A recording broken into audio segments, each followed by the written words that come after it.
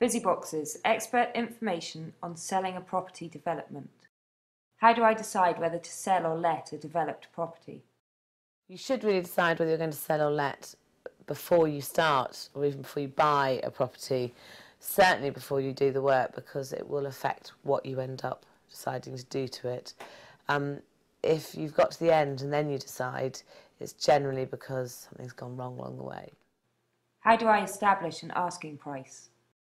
A house is only worth what someone's prepared to pay for it, and the best way of knowing how much you should ask for it is to know how much other properties locally have sold for. Keeping a vigilant eye on the market around you over the time that you're developing is the best way of doing that, because you'll know how much things have come on for, how much they've sold for. There's many sites now, many websites where you can research property prices and how much things are sold for in your local area, and that's the best way to do it. How do I sell my property privately? Well, it's been very difficult to sell privately until relatively recently because there hasn't been, in the same way that travel agents, the model of how travel agents worked in the past was that you'd have you'd have a shop on the high street, and if you thought, I want to go to Greece this summer, you'd go down to the travel agents and you'd look at the cards in the window and think, oh yes, that one, that's the one for me, and you'd go in and you get your holiday. We don't see those anymore. You don't see travel agents on the high street anymore. So I sort of see the same model. And now if you want to go on holiday, you'd go onto Google and put holidays in Greece or whatever. I think that estate agents will end up going the same way.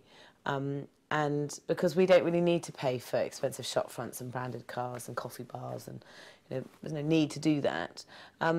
So if you want to sell your house privately, the important thing is to go to a site that gives you advice, because you don't really want to just stick it on effectively a classified site and be on your own, unless you're very experienced at selling a property. That it's quite a lonely place and you don't really know where you are. It's a bit of a minefield. So make sure you go to the right site, really. What are the benefits and drawbacks of selling privately? The benefits of selling privately is that A, you're in complete control, and B, you save yourself many, many, many thousands of pounds. The drawbacks are the fact that you have to upload your property onto a website, you have to take your own photographs, and ultimately you can't kind of pass the buck on to someone else who hopefully will take some of the hassle out for you. But ultimately, whether you sell it privately or you sell it through an agent, you still are the one who's making the decisions. How important are the property's details and particulars? Details are really important, but it's mainly the photographs that will sell property. So you need to make sure you take really great photos, and you do that by having a wide-angled lens or getting somebody else to take the photos for you. Should I furnish the property before selling it? I mean, furnishing is a bit optional when you come to sell a property. It's incredibly important if you've got difficult space, because often people simply can't envisage how a room could possibly fit a double bed and a wardrobe, say, without them being in there. So what I'd really say is the more awkward the space, the more it matters. How do I choose the best buyer for my property? I don't know if it's about choosing the best buyer or the best buyer choosing you. I mean, ultimately the best buyer is the person who's going to pay the most, the quickest. How can I help keep the deal together? The best way of keeping a deal together is to stay on top of exactly what's going on. And so stay in control and make sure you are responsible for staying in control. So you need to make sure that you're aware of what everybody's meant to be achieving.